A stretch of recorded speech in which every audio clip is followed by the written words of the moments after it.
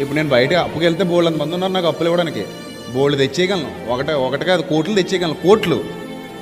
అప్పుగా నేను తేవాలనుకుంటే కోట్లు తెచ్చేసి ఎప్పటికి రాజమండ్రిలో మండపేటలో చర్చిలు లేపు పడేద్దనమాట. ఆ తర్వాత అడుక్కు తినాలి నేను. బ్యాంక్ వాళ్ళు నా చుట్టూ తిరుగుతుంటారు, కట్టలేకపోతాను. లేదా నాకు అప్పులు ఇచ్చిన నా చుట్టూ తిరుగుతుంటాడు. మీరా నాకు కనపడరు ఇంకప్పుడు, ఎవడు కనపడ్డప్పుడు. అలా కాదండి, దేవుని సన్నిధి కోసమే కదండి పాపం చేశాడు అని ఎవడు అండు. ఎవడు చేయమన్నాడండి ఇన్ని అంటాడు. అవునా?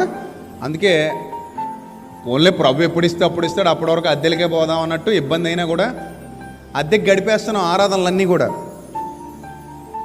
సో కొనేయడం అంటే అప్పు చేయాలి మళ్ళీ, అంత ఈజీ కాదు ఇప్పుడున్న పరిస్థితుల్లో. అది మంచి పద్ధతి కాదు, అది మంచి పద్ధతి కాదు. చూద్దాం, టైం పడుతుంది, కొంచెం వెయిట్ చేద్దాం. ఇన్నాళ్ళు ఓపిక పట్టాం, ఇంకో నాళ్ళు ఓపిక పడితే దేవుడు ఏదో ఒక దారి చూపిస్తాడు. పని మంద కాదు కదా, ఆయింది కదా. సో అదనమాట. ఎప్పుడూ కూడా మన తాహతకు మించి, మన శక్తికి మించి బరువులు ఎత్తుకోకూడదు. తెలివైన వాడు చేసే పనులు కావవి, తెలివి తక్కువడు చేస్తాడు అలాంటి పనులు. అర్థమైందా? సో ఇదొకటి అందరూ గుర్తుపెట్టుకోండి.